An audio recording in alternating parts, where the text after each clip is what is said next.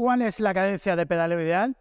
Es una cuestión compleja y que provoca mucho debate y controversia, pero hoy contamos con un gran experto que va a ayudarnos a despejar todas las dudas.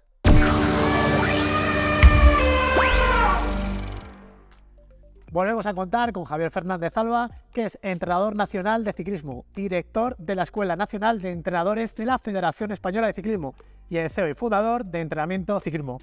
Bienvenido, Javier. Muchas gracias. Un placer ponerte aquí.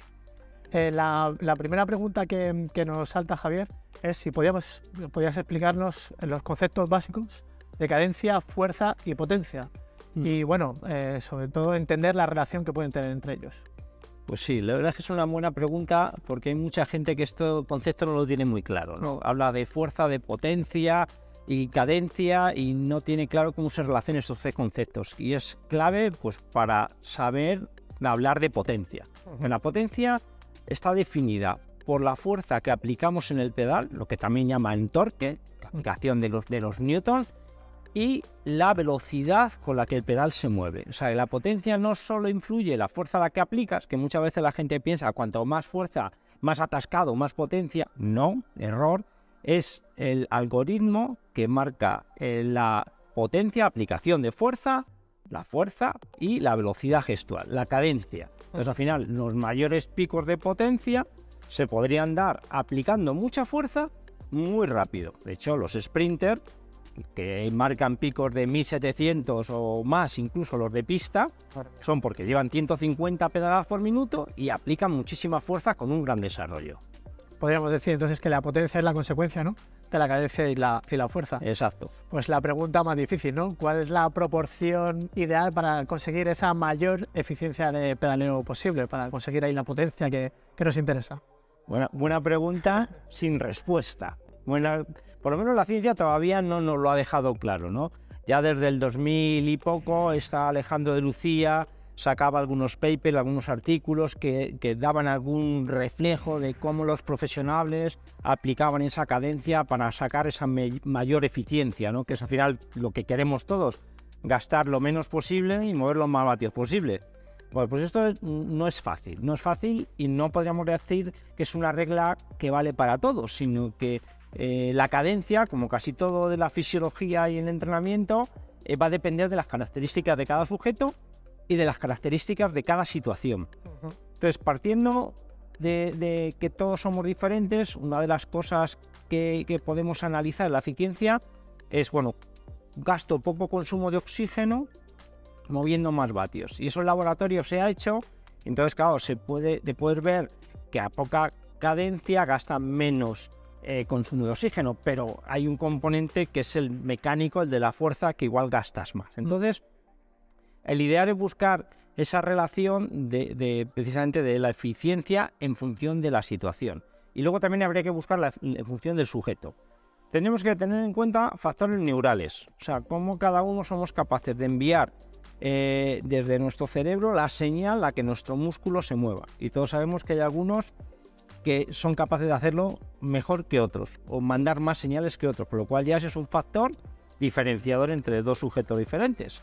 Y luego el factor muscular. Sabemos que hay gente que tiene más músculo o más fuerza que otros. Entonces, claro, algunos preferirán utilizar la fuerza y otros más la cadencia.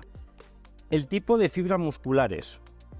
Hay tres tipos. Incluso podríamos diversificar en alguno más, pero nos quedamos en dos: lentas y rápidas. O sea, fibras que se contraen de forma más rápida y más fuerte, y otras que son más eficientes y que gastan menos, pero vamos a tener que tener un componente lento. Entonces, fíjate ya todo lo que estamos analizando, ¿no? Luego la situación. No es lo mismo ir subiendo un puerto que ir en el llano o que ir incluso dentro de un pelotón que te absorbe y te mejora la inercia, que eso también favorece la cadencia. Entonces, pues teniendo en cuenta todo este popurrí de cosas, por eso no existe una eficiencia o una cadencia eficiente para todo. Entonces, lo que habría que buscar es cuál es la cadencia eficiente para cada sujeto en cada situación. Entonces, todavía lo complicamos un poquito más. Pero la condición física también podríamos decir que influye. O sea, todos sabemos que los deportistas que tienen una mejor condición física, han entrenado más o están más en forma, llevan más cadencia que el que tiene una menor condición física. Al final yo muchas veces les digo a mis deportistas, a los que entreno, digo, tened en cuenta que tenemos, y es como una metáfora, dos motores. Uno que es el motor de la fuerza, que es el músculo, y otro que es el motor cardiovascular, que es el corazón. Entonces, no hay que gastar uno, o sea, agotar un motor o agotar otro. Entonces, ¿cómo agotaríamos el de la fuerza? Pues siendo siempre atascado, ¿no? Al final vas atascado, y eso puede generar lesiones, y al final hay una fatiga muscular. Y el corazón, en cambio, pues va a unas revoluciones muy bajas. Por otro lado está el que va siempre a molinillo, que va con el pulso por las nubes y se fatiga mucho y no puede ni respirar. Y eso al final el músculo ni se le gasta. Entonces habría que buscar ese equilibrio de que gastas fuerza y gastas cardio. Entonces ese es el ideal para cada uno. Y también hay algunos artículos científicos que nos dicen que el cuerpo humano, por excelencia, somos muy inteligentes, somos muy hábiles.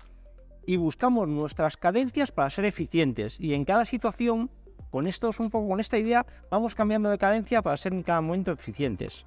Sí, uno mismo se conoce, ¿no? Exacto. Luego al final hay que buscar.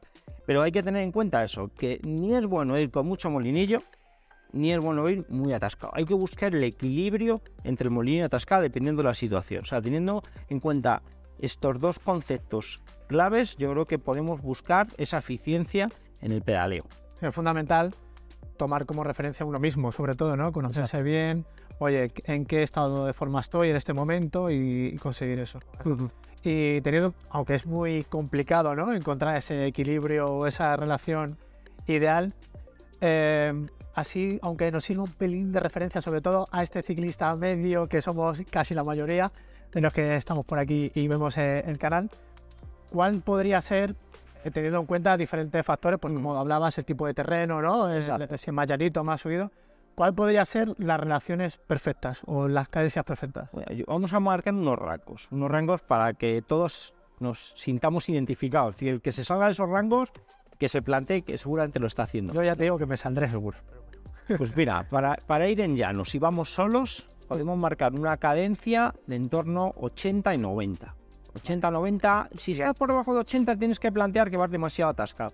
Si estás por encima de 90, igual vas demasiado acelerado. Entonces estás gastando más, tienes un coste energético mayor, o si vas por debajo de 80 tienes un coste muscular mayor.